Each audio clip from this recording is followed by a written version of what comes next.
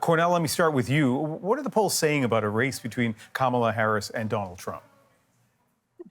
Well, one, I think we should stop looking at so many polls because they're because they're not very predictive, right? They're instructive. I think we spend far too much time talking about polls, and in the end, we know that it's going to be a close race, right? So regardless of where the polls is right now, when you look at the battlegrounds, it's going to be a close race. I think what a lot of people are seeing in the polls, and look, it's still early. I think what you're seeing in some of the early polls right now is that there is an energy among sort of the base Democrats that's sort of beginning to build up and should be very helpful as she begins to move on and really take command of this race. But Cornell, Canadians may not fully realize how critical that small group of so-called battleground states are, the Michigans, the Wisconsins. And so, the race is going to be won or lost in that small handful of states. I know you don't like to dwell on polls, but how do you think things are looking there? I don't care how things are looking today because they won't look that way or two or three weeks, right?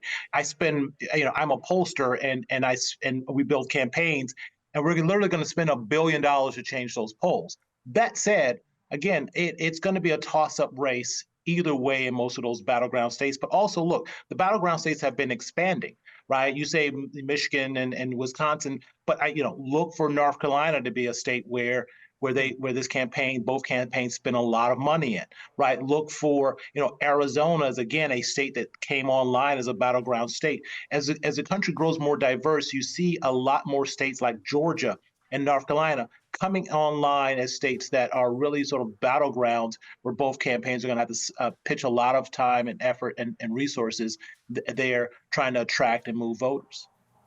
Chris, hard to believe, but it's barely been 24 hours since Harris entered this race, since we had a race at all. But we're already seeing a strategy by the Republicans to tie her to some of what they'd consider, I guess, Biden's political baggage. Give us some insight into the Republican strategy here. Yeah, I mean, look, I think Cornell is wise to say 24 hours out, be careful about any polling or strategy conclusions because it's also new.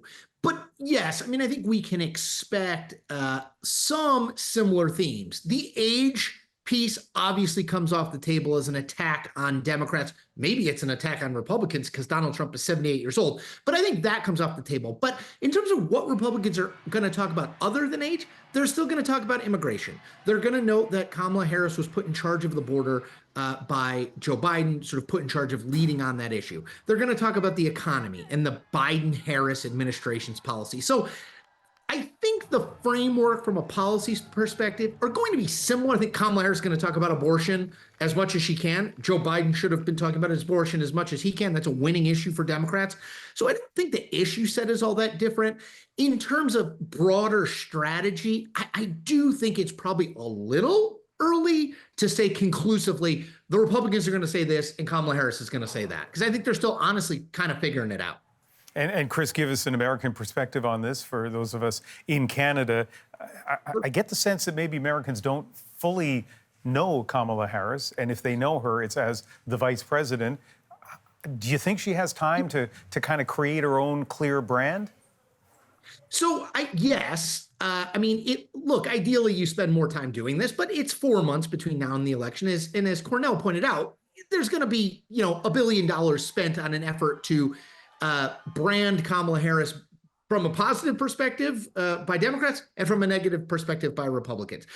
I think that maybe people have a broad sense of her favorable, unfavorable numbers are not great. They're a little bit better than Joe Biden's. They're a little bit worse than Donald Trump's, but none of those people are particularly well liked by the American public. I think the next month or so, I could believe 2 months, will be a chance for Kamala Harris to either introduce or reintroduce herself to folks. Now, she won't have that to herself. She won't have the playing field to herself. Republicans are going to do everything they can to negatively introduce or reintroduce her. I think that the battle over who Kamala Harris is critical because the truth is, we kind of know who Donald Trump is. There's not a lot of mystery there. So I think that battle is sort of critical to see how this all winds up. You each have about 45 seconds for this last answer, so maybe choose a couple of people or 3 people. Cornell, beginning with you, if Kamala Harris is the nominee for the Democrats. Who do you think she will or should have as her vice president? Look, it's such a tough question, and I'm not going to get a satisfactory answer because I do think that it has to be someone that she's comfortable with, right? And in the end, I think we do a lot of sort of calculation about battleground states, but I'd rather see someone who she's comfortable with and someone that she can partner with. And a lot of conversation about it's got to be a white guy. It's got to be a white guy. I don't agree. I think it's got to be a team and something that fits the thematic of the time. I got to ask a follow-up question. Really? Like, you think, given the state of the United States, that it doesn't necessarily have to be a white male to try to balance things out for people who might be uncomfortable with a woman of color? I think most of the people who, and again, I work for the Obama campaign, I think most of the people who are uncomfortable with a woman of color not going to vote for the ticket regardless of who they put on. But there's enough voters out there who are very comfortable with the changing demographics of America that they'll be fine, and they energize that changing demographic around the 42% of the white vote that'll get. That's a majority in this country. And Chris, 30 seconds for potential vice president candidate. I'll go fast. I'll name some names, though I don't disagree with anything Cornell said. Okay, so I do think marginally someone in a swing state could help. So Josh Shapiro, the governor of Pennsylvania, I think Kamala Harris needs to win Pennsylvania. Shapiro helps there. Mark Kelly, the senator from Arizona, I think he's intriguing, and Arizona could be a swing state. And the last one I'll name, I think it could be interesting to pick Michigan Governor Gretchen Whitmer. 2 women on the ticket, a historic moment. And again, Michigan's a swing state. Those are my 3. Yeah, fantastic talking to both of you. Thank you so much.